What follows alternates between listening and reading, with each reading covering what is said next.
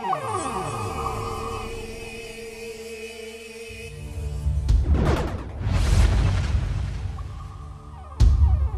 pri pokračovaní relácie THX Lab. V jednom z predošlých vydaní sme si predstavili tvorbu študentov pomaturitného štúdia.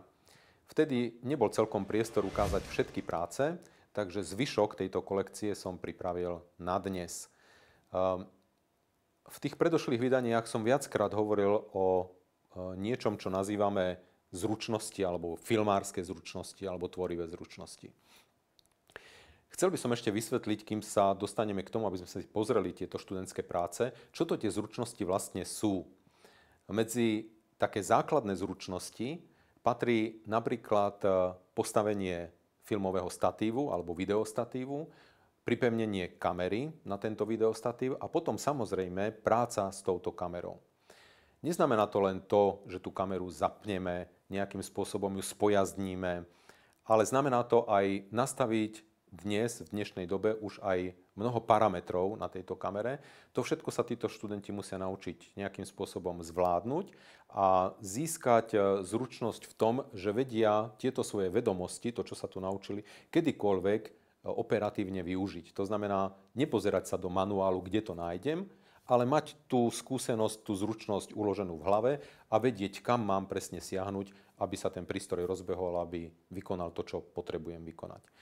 Lenže medzi tie zručnosti, ktoré majú skôr ten kreatívny charakter, patrí napríklad aj to, akú zvolím optiku. Aký objektív využijem na to, aby som zrealizoval daný záber, na aké miesto sa postavím, ako si nastavím svetlo, alebo akým spôsobom budem pracovať s tým objektom, alebo s ľuďmi, alebo s tou situáciou, ktorá sa nachádza pred kamerou. K tomu, aby tí študenti mohli samozrejme tie zručnosti komplexne využívať, aby ich vedeli využívať všetky, tak musia sa ich naučiť postupne po jednotlivých krokoch. Cvičenia, ktoré si teraz ukážeme, tak sú vlastne takými začiatočníckymi cvičeniami, ktoré títo študenti robia v rámci prvého ročníka pomaturitného štúdia.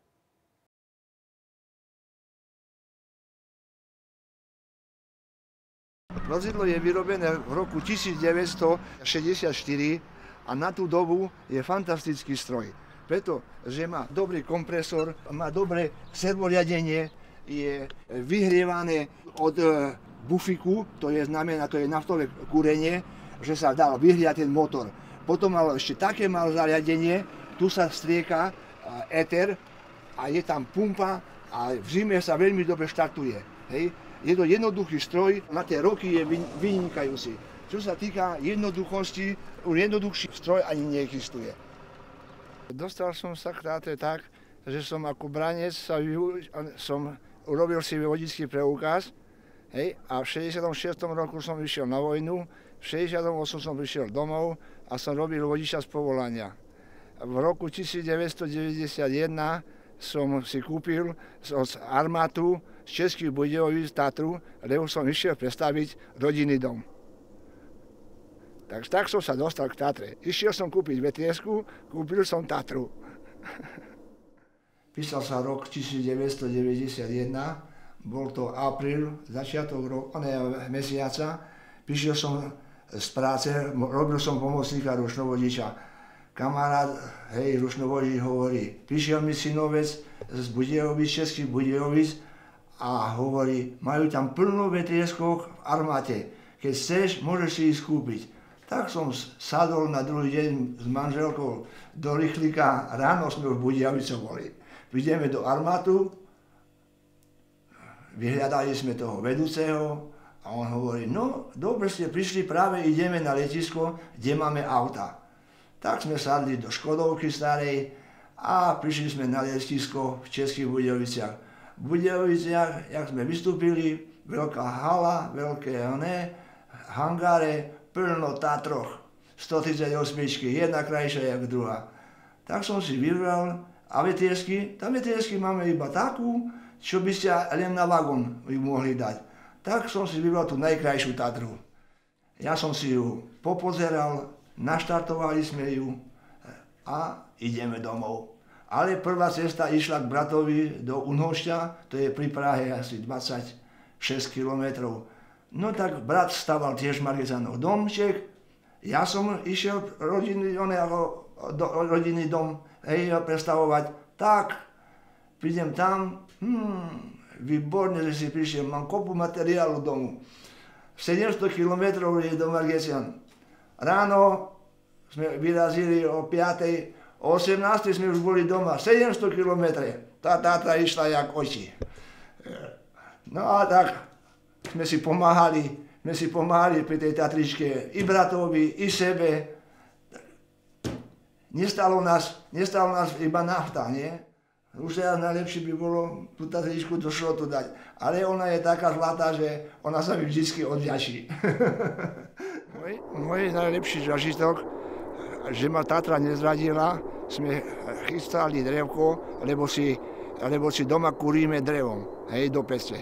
A preto som dostal na takom mieste, že dole lesom bez cesty, a tá Tatra išla krásne na jedničke redukovanej 45 stupňový spád a ona ma nezradila. Krásne sme drevko, prišli šťastlivo domov. Je to super Tatra.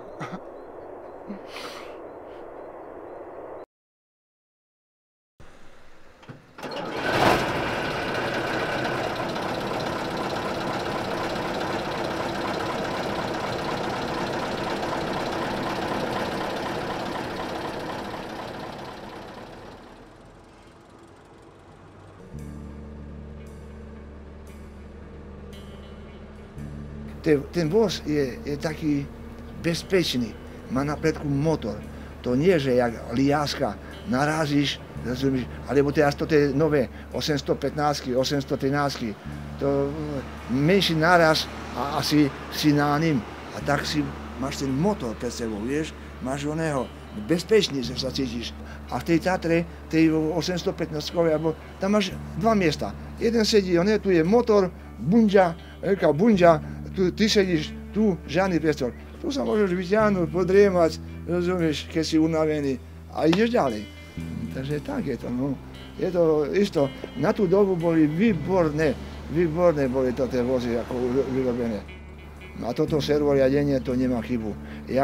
Ja v lese, keď idem, tam mi povedia, tá tu si by trieska nemohla obrásiť. A ja sa pekne so servom sa tam obrátim a som väčší.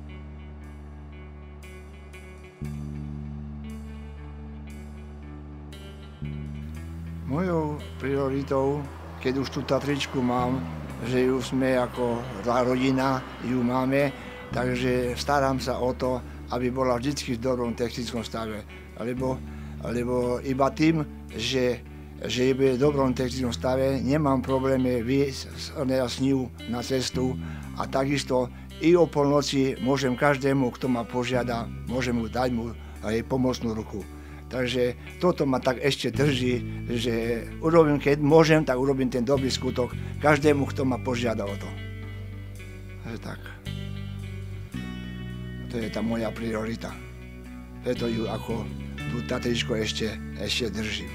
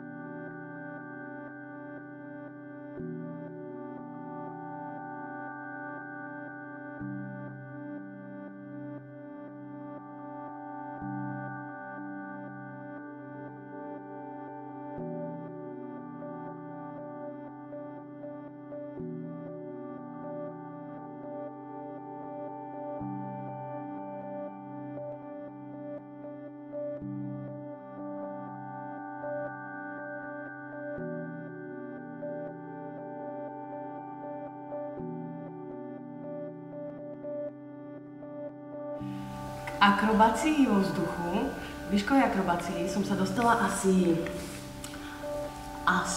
takou základnou akože impulzom bolo to, keď som odišla do Španielska, študovala som pohybové divadlo a tam som vlastne zistila, že existuje cirkusová škola, kde som sa začala venovať týmto akrobáciám, ale v podstate som od malička robila akrobácie na koni a všaký možný druh pohybu, takže som taká pohybovo nadaná.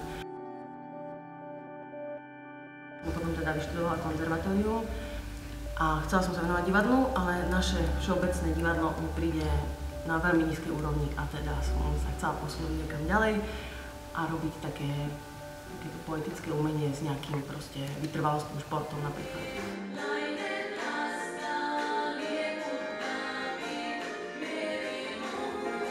Vzdušný tanec, ako som ho ja nazvala, je to v podstate normálne výšková akrobácia, ktorá sa začala používať v cirkusoch. Ja myslím, že to vymysleli Číňania, ale oni sú takí blázni do týchto pohybových vecí.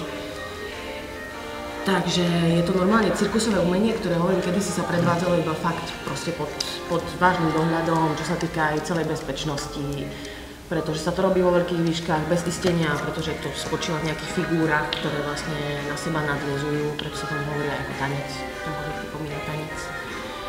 A vlastne potom po čase sa to prenieslo, ja si myslím, že sa to začalo využívať ako taký novodobý cirkus, čo je nové umenie, ktoré funguje asi 10 rokov vo svete. A teda používajú sa tam prvky z toho klasického cirkusu a sú dané do nejakého divadelného priestoru, divadelného príbehu alebo do tanca. Takže vlastne to také, keby vznikol ešte nový smer, nie iba divadlo a cirkus a tanec, ale je to proste taký myšmaš. Teda tie akrobácie tam nie sú kontrolované.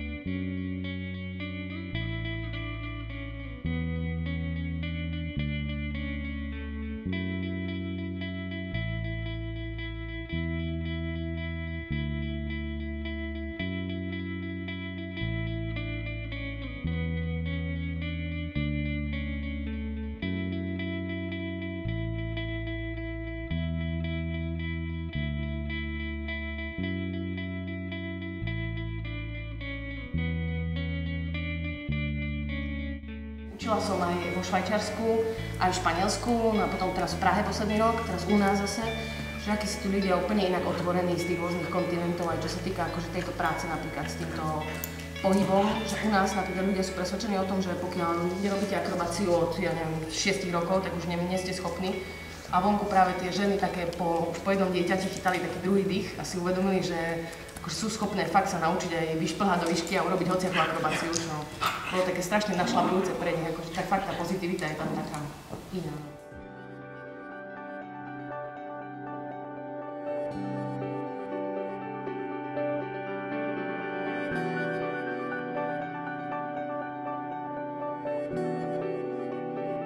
Ale tak momentálne, akože som sa teraz vrátila z Prahy zase a chystám sa ostať v Košiciach. Idem spolupracovať s jednou základnou umeleckou školou a robiť tam vlastne kurzy každý deň, aj pre dospelých, aj pre deti. Určite to bude aj zverejnené. A ja inak svoje, akože veľké tieto nemám, žiadne plány. Mám 3 krásnych psov, zdravé ruky zatiaľ. To sú moji plány.